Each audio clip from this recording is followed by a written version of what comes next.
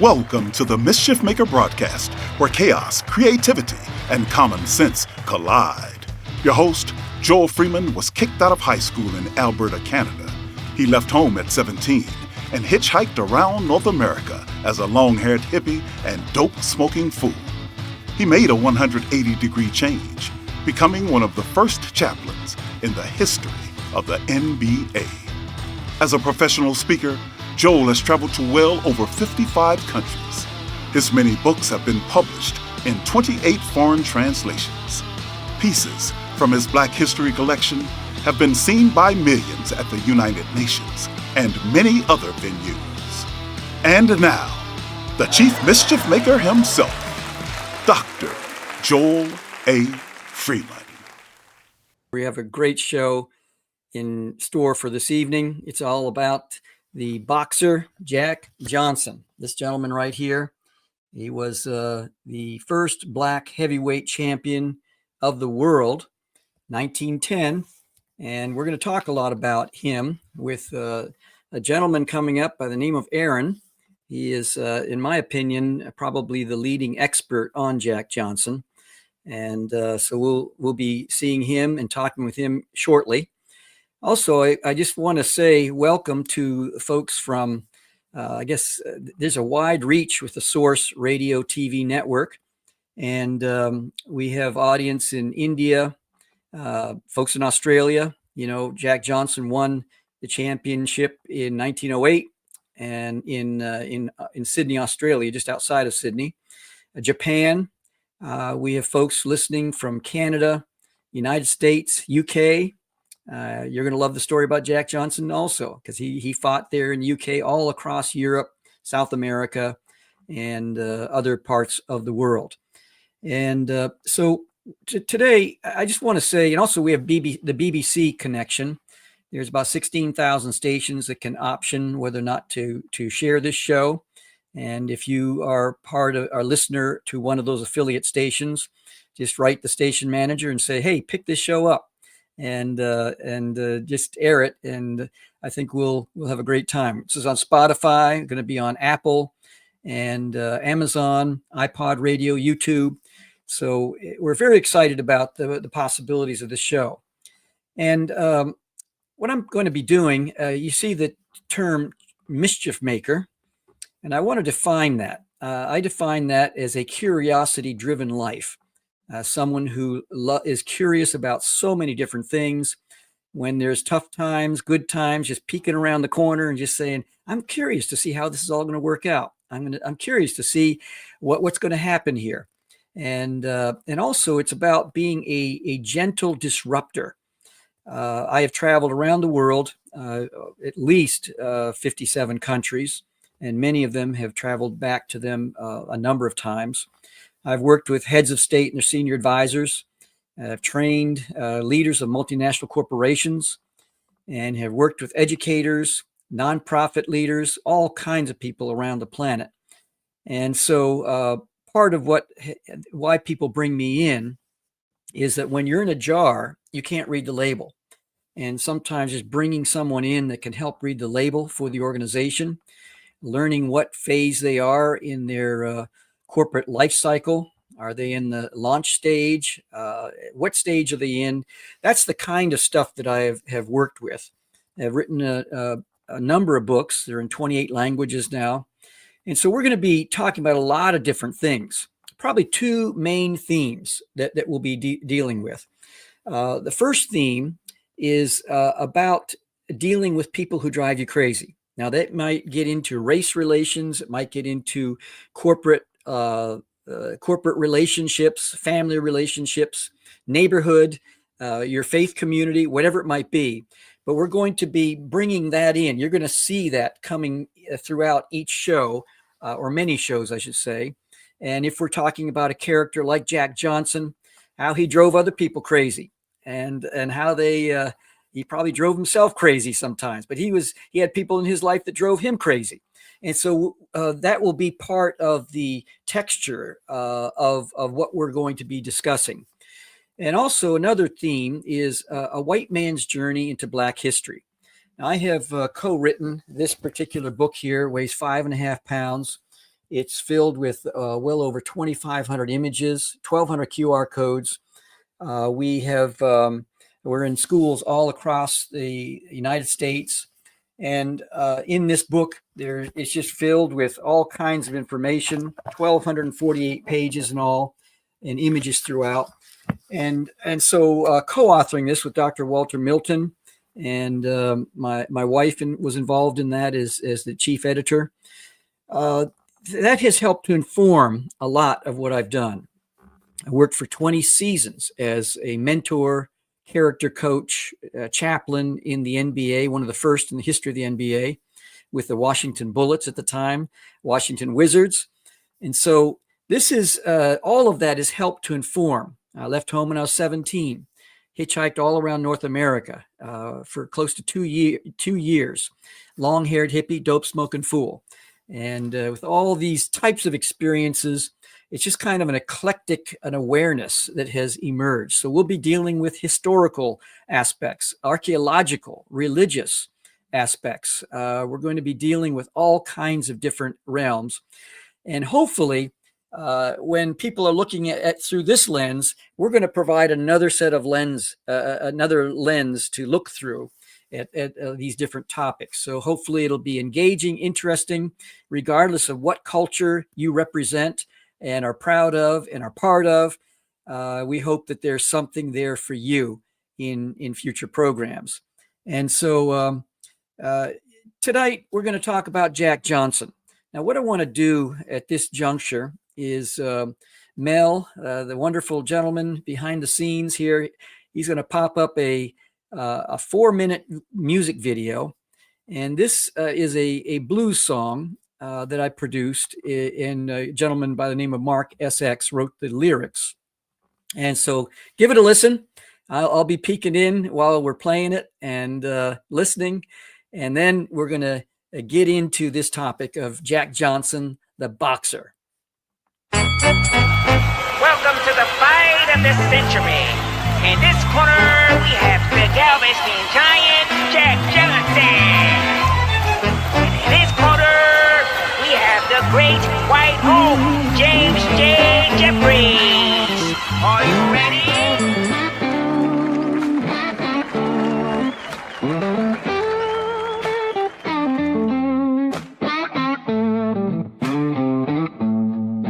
Every thought starts as a secret. Longer the silence, the deeper its meaning. The worst thing to do at times is speaking. A drift not caught can sound like reaching. And so I've heard about the magic of being willing to open another's baggage. You'll learn carrying pain is quite average. Then what awakens inside is compassion. What would you say to Jack Johnson in 1907? A black man standing in Jim Crow's presence. Culture is emphatic, he's not a man. Bet it wouldn't be that next year you'll be a champion. Hopefully you kept that one inside, 'cause that's exactly what happened with pride. What if I told you you could hear Jack over 100 years later? Well, I'd be telling the truth and you'd be done a favor. It's the voice inside, dying to come alive. Are you alive? Maybe it's the wolf, the voice inside, dying to come alive. Are you alive? In 1910, the world had had enough. A black heavyweight champ was a tad too much. No more buying tickets, watching white men get beat up. They needed one to add balance back to the trust. Skin had a narrative that went like this: intelligence was approximate to whiteness. So in Reno, this man would have to bow to a white fist. And so the fight of the century would provide this gift. How could a third child of slaves out of 9 be a lover of white women, coloring out the lines? With this great moment, he is surely out of time. Hate can drive you to forgetting about signs. 30,000 showed for a fight that was promising. July 4th would go down as timeless. To talk about it, I'd be honored. But why listen to me when you can hear it straight from Jack Johnson, the 15th round right now in his own voice. The best man won. It's the voice inside, dying to come alive. Are you alive? Maybe it's the voice. It's the voice inside, dying to come alive. Are you alive?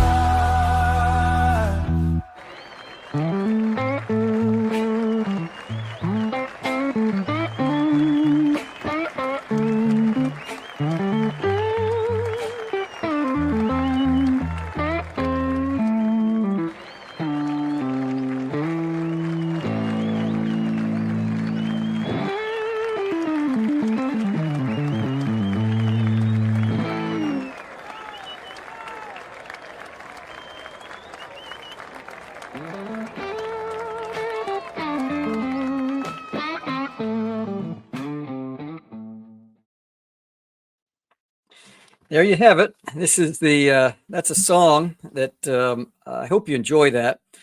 But it's from this book right here. I have my white gloves on because I'm going to show you something in just a second. But this booklet is about Jack Johnson, a book that I wrote. And in the inside, there's a QR code where you can actually, there's the lyrics to that song, and then you can actually watch the song.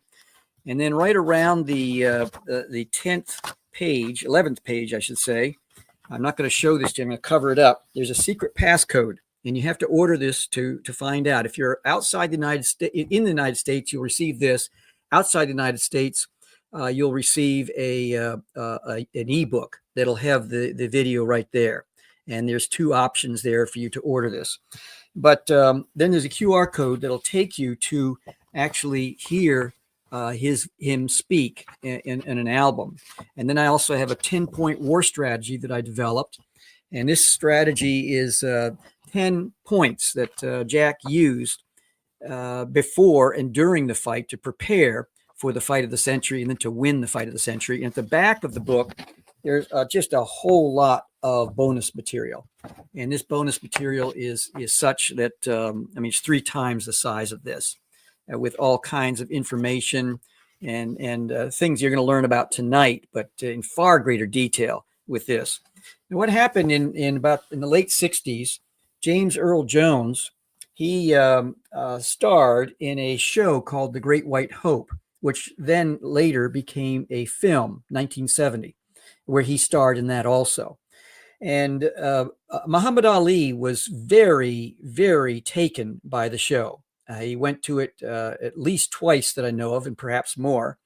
His wife at the time, Khalila, she told me that she was the one who actually showed him and told him about Jack Johnson and educated him about Jack Johnson. And at his camp in Deer Lake in Pennsylvania, there was a rock that she said that they dedicated to Jack Johnson at the training camp. So this is an LP set from the show, The Great White Hope.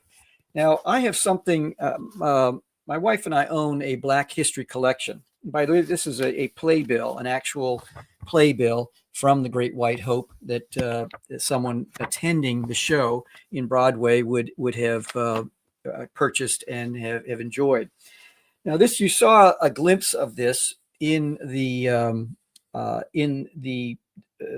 music video that you just saw.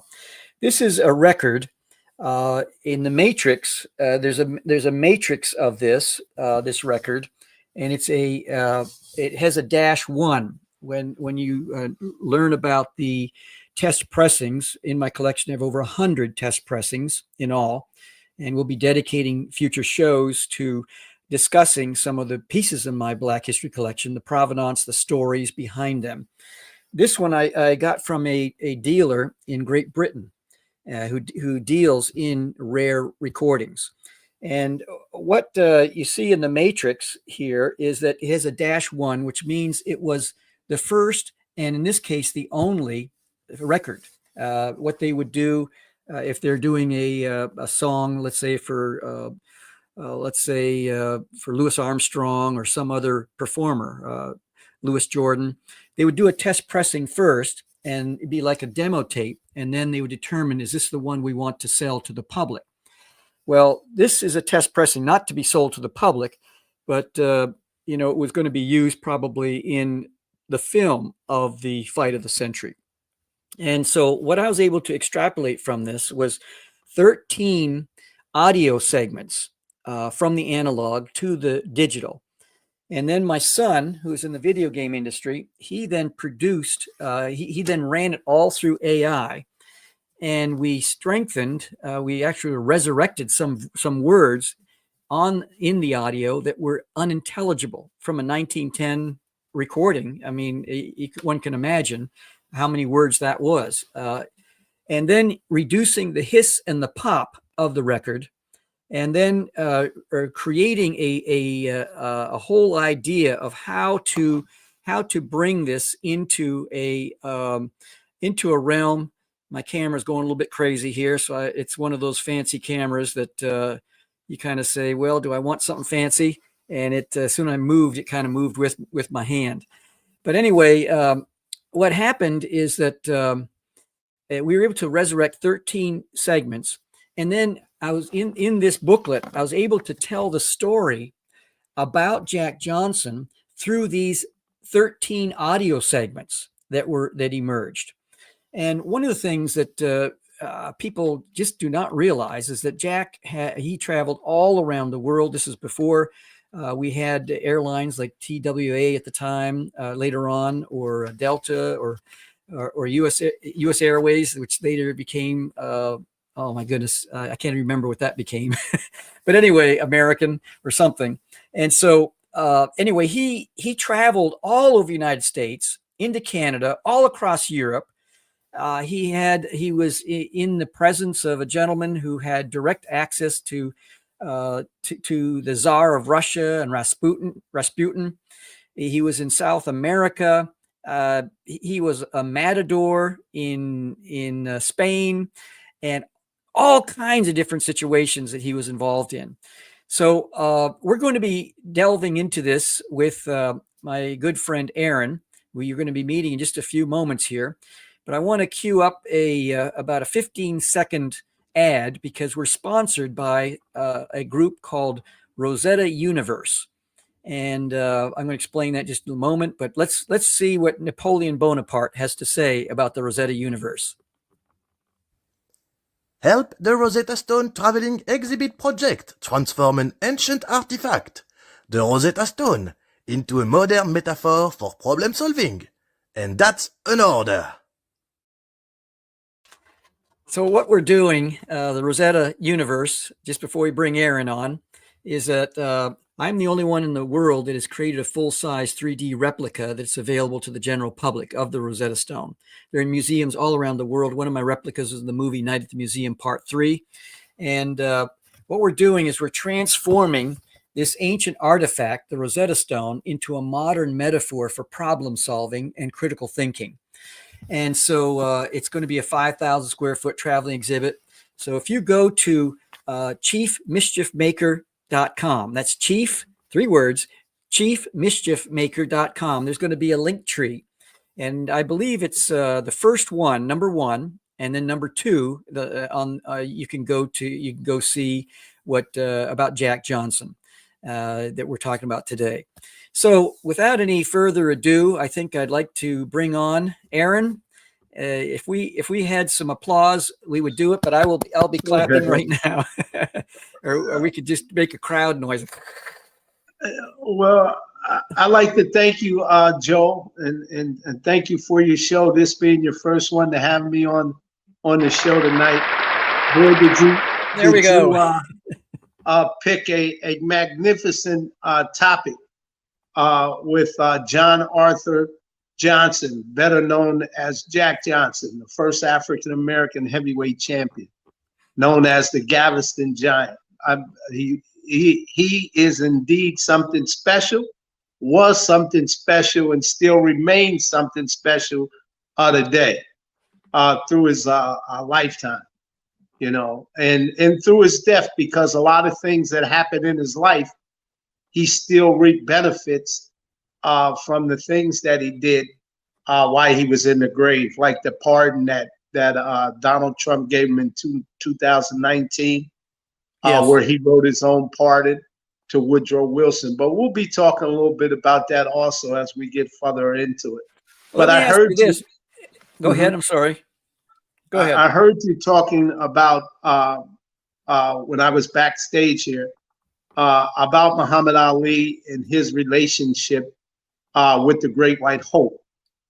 Muhammad Ali was part of that Great White Hope with James Earl Jones. He taught him boxing techniques, how to punch and stuff like that. Muhammad Ali did with that Great White Hope. And also how I learned so much about Jack Johnson was through Muhammad Ali. Muhammad Ali admired Jack Johnson for his bold and brass ways that he had, and also what he meant to society when America was split. And we'll also be talking about that too. Now, what drew you to becoming interested in boxing, but also Jack Johnson specifically?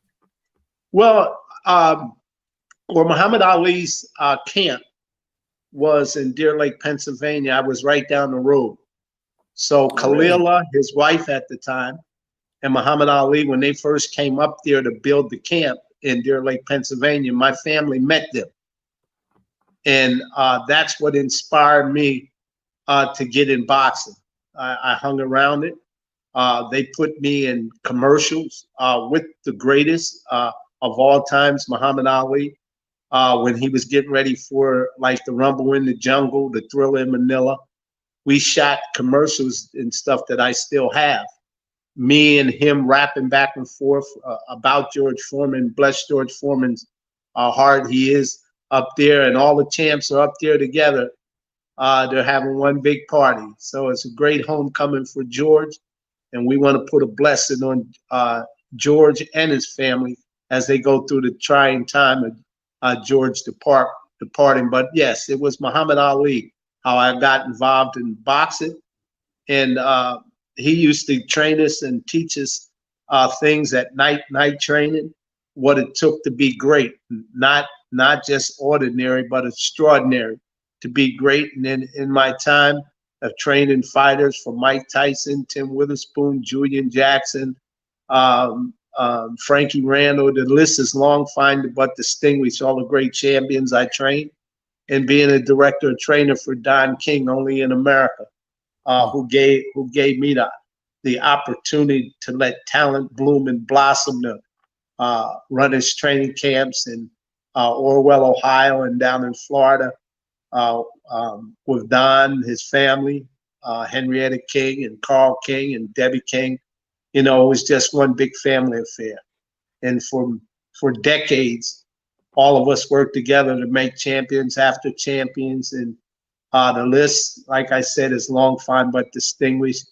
And the rest of it speaks for itself. But none of that would be possible if it wasn't for a great fighter like Jack Johnson. Now you have quite a collection about Jack Johnson. Can you share maybe some of those right now, and then we will revisit some more later on in the show? But can you kind of share about one item, let's say, and then two or three, and then share the story behind it? Yeah, what I can do is I can tell you that Jack Johnson, right, from his accident in Franklinton, North Carolina, you know, that's where my mother's from, and my mother be 98 in the 13th of this month, April, and bless her heart. But in Franklinton, North Carolina, that's where Jack Johnson lost his life. and his car sat there for many, many years, and no one from his family or anything came to claim it. Wow. So yeah, so we went down there. I did, and spent time researching the car, and if people had seen it. And I have a lot of interviews with people that were at the scene, the people who held the car, the guy that towed the car, you know, all of that, the stories, the newspaper clippings, news articles, and all that of what happened to Jack. And there's a lot of folktale that leads people down the wrong path, but there's a lot of things that deal with the absolute truth of what happened. And I believe that we have the absolute truth that what happened to Jack Johnson. Now, you have to remember what made Jack Johnson so bold and brass. During the Jim Crow era, you know, whites had their own community and blacks had their own community. And Jack Johnson was a part of that. His mother and father were born into slavery, and they worked for whites down in Galveston, Texas. However, as they worked for whites, she also maintained her children, watched her children. And Jack all the time used to eat with the white children that she was watching. And his mother used to give him cookies. And she used to tell him that nobody's greater than you. Nobody. So Jack never felt inferior. So she would give him some Oreo cookies and tell him that. And as Jack got older, he realized that his buddies and his pals were white, and it didn't matter who his friends were. If Jack liked you, he liked you. And if he wanted to be around you, and be around you. Now, Jack Johnson, during that era, John L. Sullivan, who was the first American champion through the bare knuckle age in boxing, was the first American champion. When he won the heavyweight championship, he drew what's known as the color line. He wouldn't said that he wasn't going to fight no niggas or no darkies, and he put it just like that. And he didn't. And every heavyweight champion, all the way up to Burns, followed suit. They wouldn't fight African Americans or let them fight for the heavyweight champion. In the meantime, during segregation, African Americans had their own boxing league. It was the World Color Boxing League. Jack Johnson was king of that. You probably heard of Sam Langsford, Joe Burnett, just to name a few of the great African American fighters that were part of that color heavyweight championship. But they fought each other 5 or 6 times, off and on, and Jack Johnson reigned superior over them. However, when Burns from Canada, Tommy Burns, won the heavyweight championship of the world, he said that he's taken on all comers. It didn't matter. Anybody in the world, he would take them on. So when Jack Johnson heard Tommy Burns speak of that, he took off chasing him. And he now, is that because of his Canadian? I'm from Canada. Is that his Canadian sensibility that he was just open? He didn't have an American perspective on that. It may be so. I tell people all of that all the time, that it's maybe so, is that he wasn't colorblind.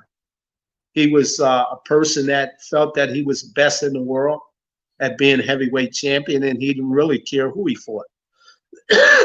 So Jack Johnson chased him all around the world, and he finally caught up with him in Sydney, Australia.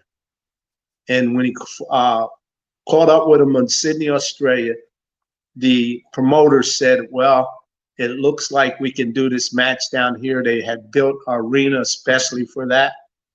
And it was a huge event. that African American was going to fight for the heavyweight championship of the world. It brought newspaper writings all over the world, and at the time they had those tickers that sent messages around the world. And when Jack Johnson, when they finally signed the fight, boy, did it send a wave through the world that an African American was going to fight for the heavyweight championship of the world. So a lot of things went into that. There was a noted writer named Jack London from the New York papers. He wrote some hostile stuff as he watched the fight. And the hostile stuff that he wrote about Jack Johnson, as Jack Johnson seemed like he played with Tommy Burns in the fight. He was saying to him as the rounds went on, "Oh, come on, Tommy boy, that's all you got. Come on, Tommy boy." And he would smile with a big giant smile. So Jack London, he couldn't stomach it. So he wrote on the final end, a matter of fact, when Jack Johnson knocked Burns out, they stopped the camera and the police jumped inside the ring. And that film that they stopped of the fight, which was a motion film, not along with the fight, was preserved for a long time. Historic preservation, they wouldn't release that film because of the racial controversy that happened. So the stuff that Jack London put on the wire and things he wrote send shockwaves across the world that someone has to knock a smile off this nigga's face. And the only one that could do it was Jim Jeffries. And it was something. Race riots happened in all the major cities across the United States after Jack Johnson won the championship of the world, that an African American had claimed the heavyweight championship of the world.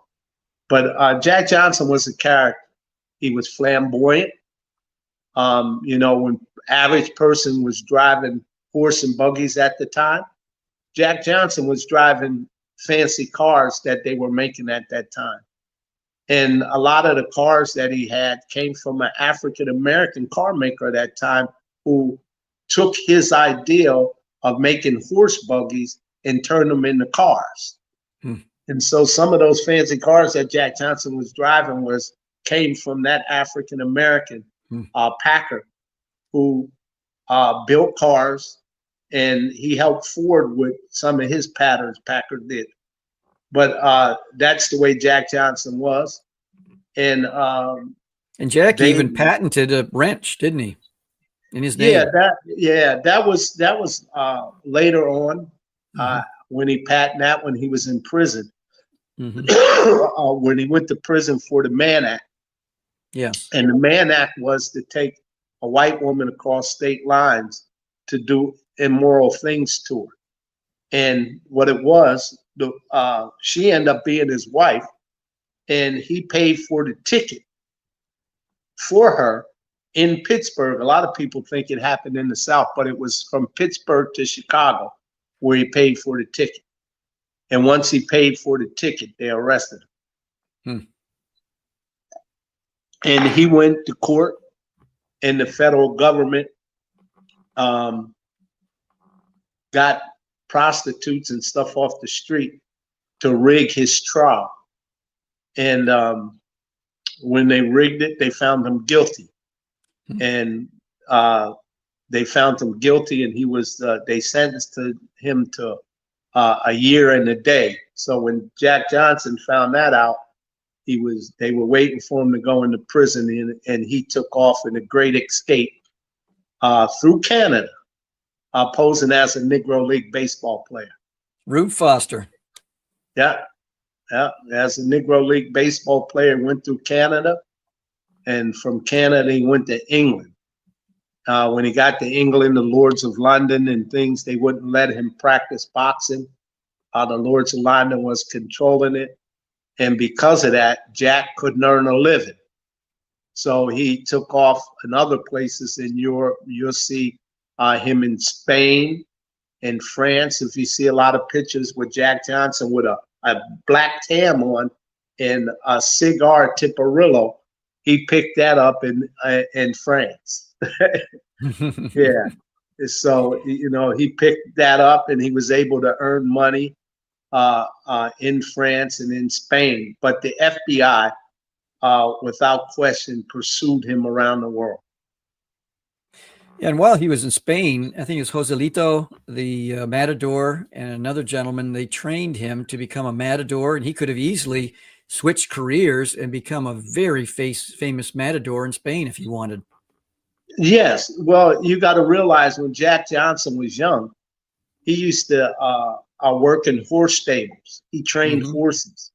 And when he was 16, 17, and then when he went on to New York, when he left at 16 years old from Texas to New York, he was working in horse stables.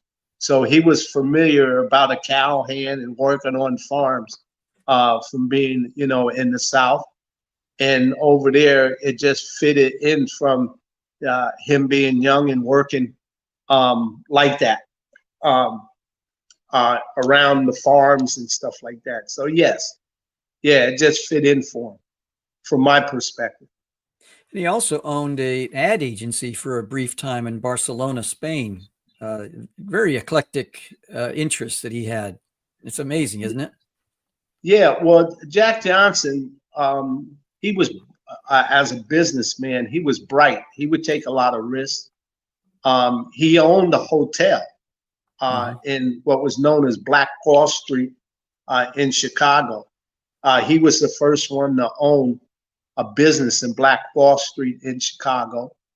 And he owned nightclubs, the Cotton Club in New York. Jack Johnson owned that first and then sold it to the mobsters. That's right. All the big bands like the intro song you had, those big bands used to play in the Cotton Club. Well, Jack Johnson owned the Cotton Club before he sold it to the mobsters. And a friend of his from Pittsburgh, who was a hotel owner, was the one who helped Jack Johnson get into the hotel business, owning a hotel. And when he had his own gym and stuff in Chicago too. Yes, and he had this restaurant where he had gotten all kinds of rare art, fine art in Europe, and shipped it over. And he had Rembrandts and all kinds of stuff in that restaurant. It's just amazing. It's just that one element of him just astonishes me. Yeah, well, he was real elegant. He liked elegant stuff. He collected stuff, and a lot of stuff that we have comes from that. That kind of idea. We have the FBI files, where the FBI, how they follow them around. We have the videos and stuff with the FBI talking to him before he went over to Cuba to take the dive. It's right on the film.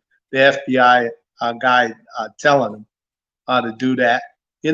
Those type of artifacts that help people be inquisitive when they're looking at the exhibit.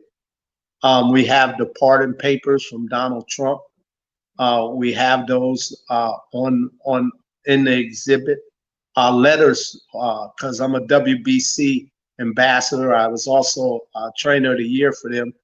I have the letters from Jose Suleiman that when I was a part of all of that with John McCain, when we first launched it to get his thing, I used to eat with John McCain. There was a guy named Duke Durden who was vice president of Don King Production. And also he was formerly the chairman of the Nevada Athletic Commission. Well, John McCain used to box, and him and Duke were friends.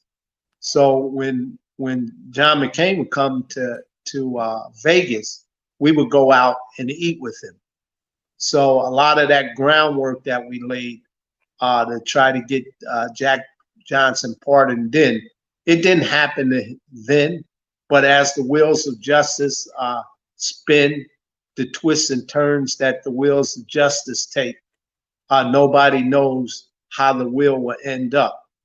But it ended up in Donald Trump's lap, and Donald Trump did the right thing by pardoning him because he deserved it. And many people before that, even Woodrow Wilson, who Jack Johnson, when he was in prison, where he created that wrench, better known as the monkey wrench, he also wrote his own pardon to Woodrow Wilson.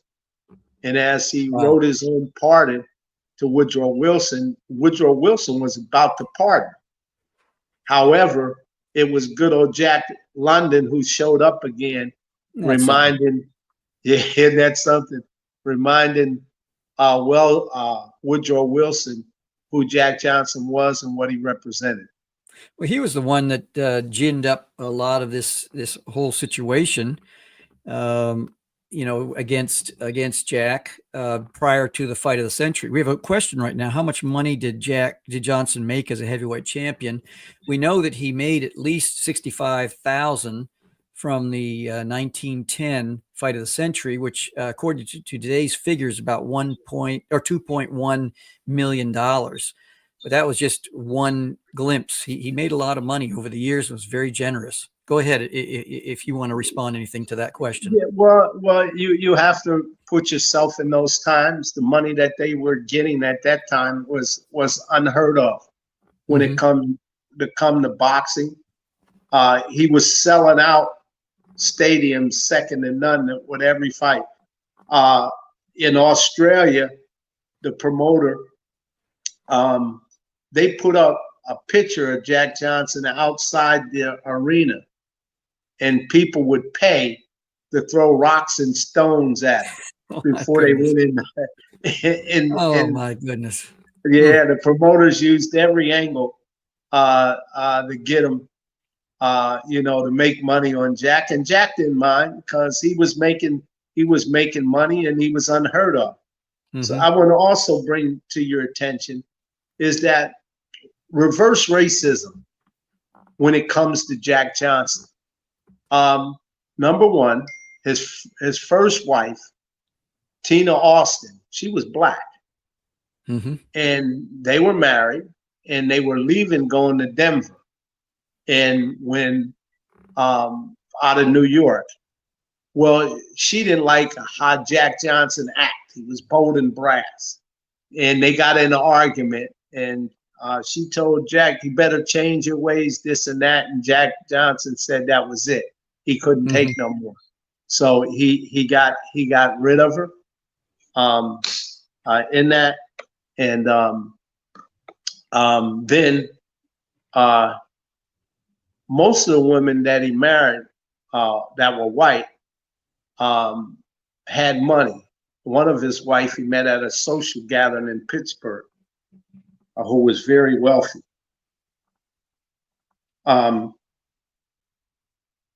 In Pittsburgh. So yeah, Jack Johnson, he was very, very, very studious of every move that he made. It was well calculated and well designed. He was bright. And I like to say this also, is that history and culture of all our studies are best attractive, best qualified to reward a person's research, as it takes upon springs and motive that spell the destiny of the human being. So anytime that you have things that we're doing, and I want to compliment you on your magazine. It's on the cutting edge of science, what it is, and it's well put together. Thank you. And I hope it takes off like a rocket for you. God bless you. Thank you. We have about 15 minutes left. Yeah, this is the booklet that is available at jackjohnsonspeaks.com. And if you want to order that right now, just go wait till the end of the show. Don't miss it. But it has all kinds of images throughout. And I've pulled out 13 audio segments from this particular album, or this record that he made in 1910, 20 days after the fight of the century.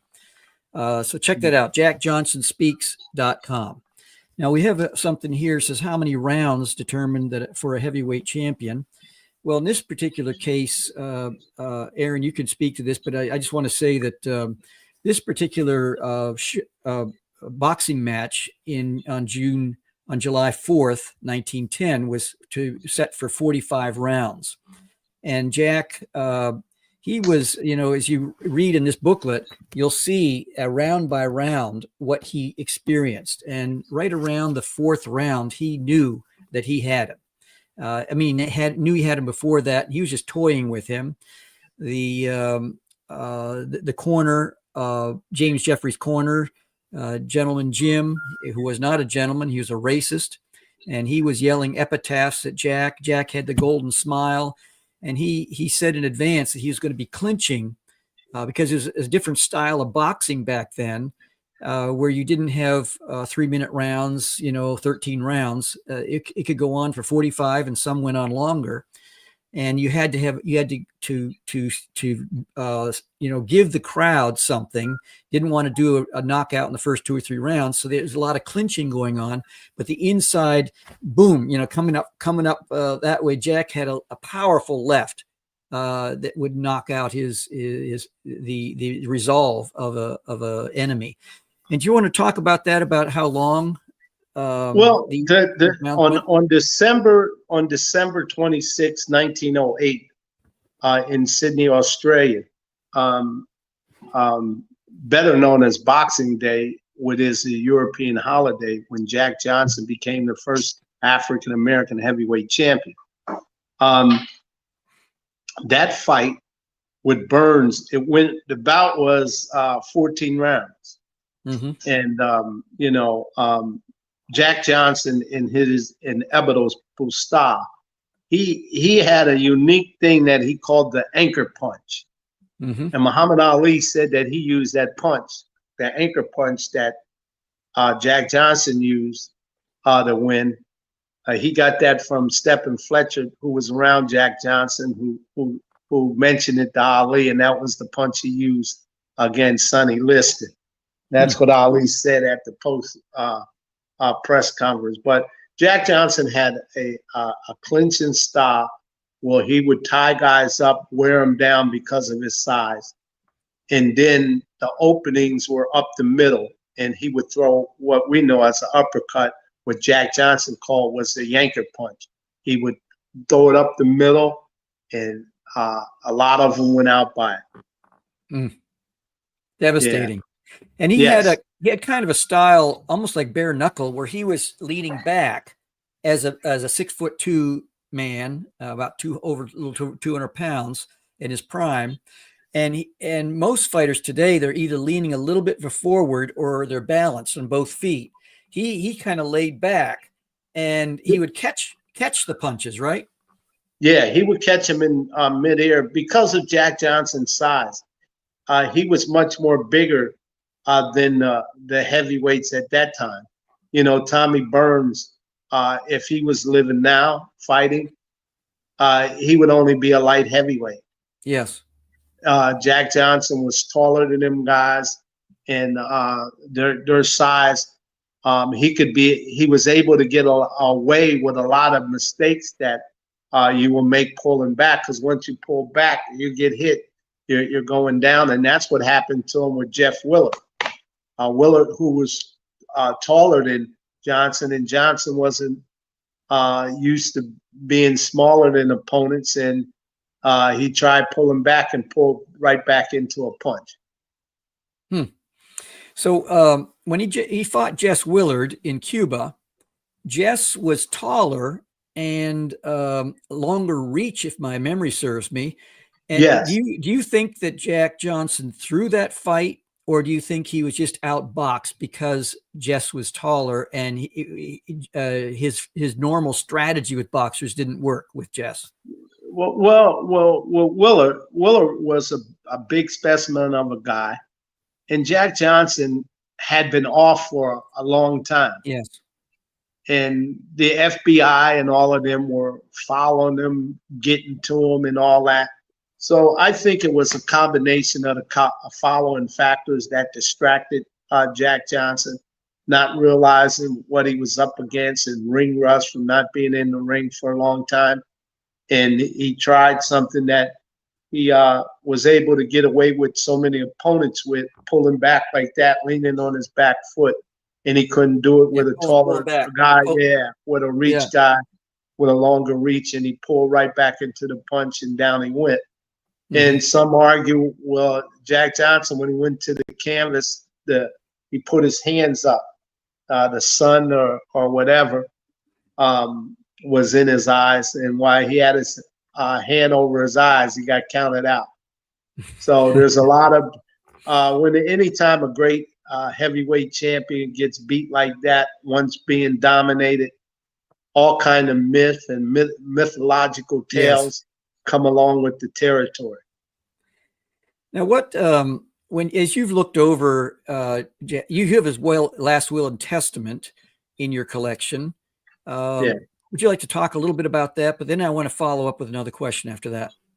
Yeah, well, his companion, Scott, they were driving through North Carolina, and they were coming from Texas up Route 1. Okay, so when they got in the accident, and we don't believe that Jack Johnson was driving. We believe that he was in the back seat sleep, and the driver went off the road, lost control of the car, hit the pole, and Jack Johnson fell out of the back seat of the car. And then Scott pulled forward and backed up. When he backed up over Jack Johnson. Oh my goodness. I did not know that. That's what we happened, from different stuff that we read from Scott's comments, because his statements kept changing. Yeah. But some of the statements that he made about how Jack Johnson pulled up off the pole back and forth, but the injury that he suffered was to the chest. So that's why we say some of that, was a part of that. Now, did he have any children? And if so, how many? We have a viewer asking that question. No, Jack Johnson didn't have no children. Okay. He had no children. He had siblings. And when he was fighting, most of his family, because of his bold and brassness, excuse me, because my phone's running out and I keep talking. Some of them disowned him. Yes. Some of them disowned Jack Johnson when he was fighting. So that's the way that goes. But his great niece, she was alive. She went to Washington with John McCain, along with his great niece, who was her mother, to try to get the pardon back then with John McCain. So yeah. As you studied his life, what has surprised you the most? Jack Johnson was a character. That's putting it mildly, isn't it? He did a lot of bold and brass things, but he was just a character, man.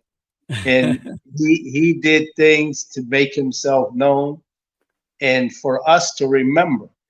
He was a great promoter.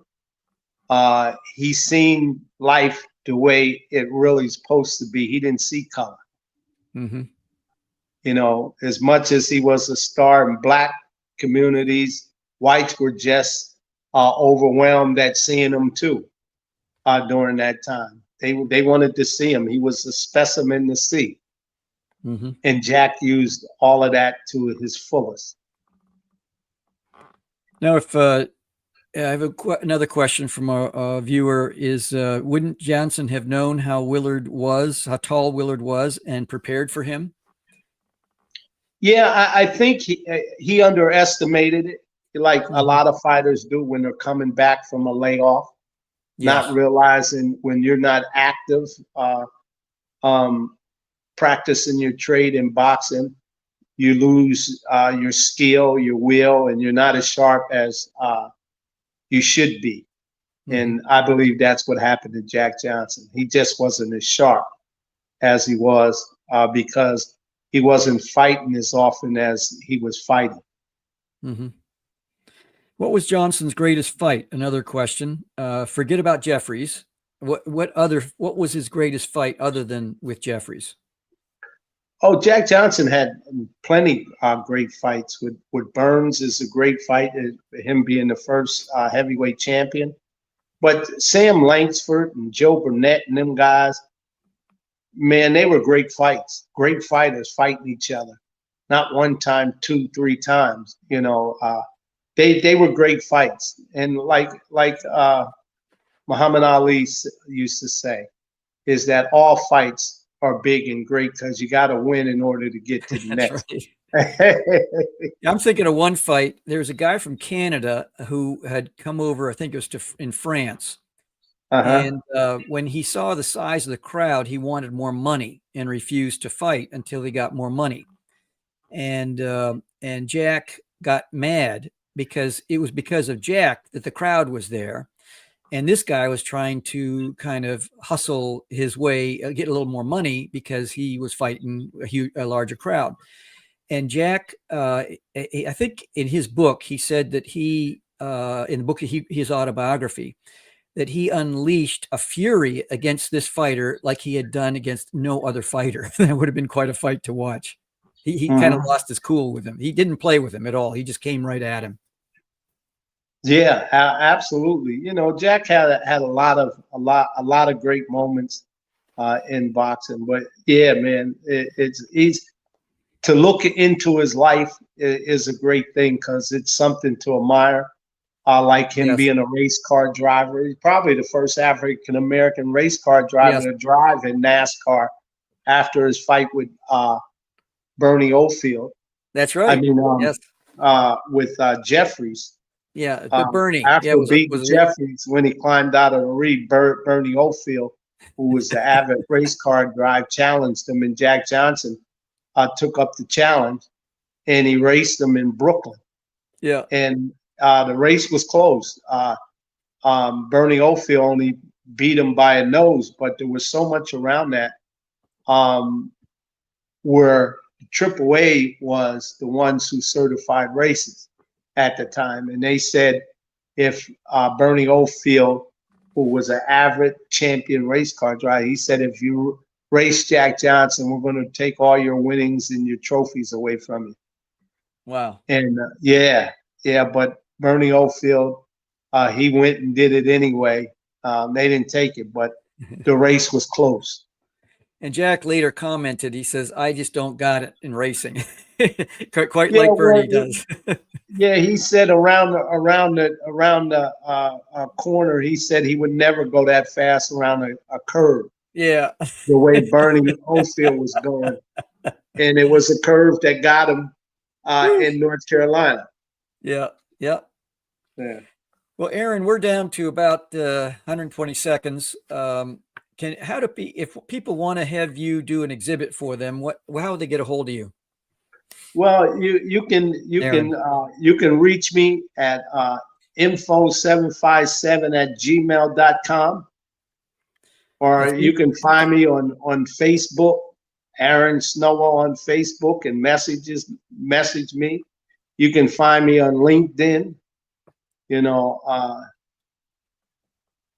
things like that. Aaron Snowell, Snowell, right? Aaron? That is correct. Your parents named you Aaron because they wanted you to be #1 in the yellow pages when you started a business, the AA. Yeah. Or, Aaron is Moses's brother. That's right. Yeah. So it has a good call. But I want to thank you, Joel, for having me on your Oh, it's show. my pleasure. And it was great talking to you about Jack Johnson. You know, he's just simply amazing. Yes. In my mind. And if people look into him and read about him and study him themselves, they'll find how much amazing he is. Here's the, in closing, folks, Aaron, thank you so much. This is a booklet called The Secret 1910 Recording Revealed, a masterclass on Jack's war strategy for the most historic fight of all time, jackjohnsonspeaks.com. Check it out wherever you are in the world. Get it either by ebook or by, if you're in the USA, I'll personally sign this. It devalues it, so pay first. But every penny goes toward my nonprofit organization. Ebity, that's all, folks. Thank you. Thank you. You have just experienced another episode of the Mischief Maker broadcast. Hit the subscribe button. Connect at chiefmischiefmaker.com. Thanks for coming along for the ride. And hopefully, you are now a bit closer to becoming a mischief maker in your part of the world.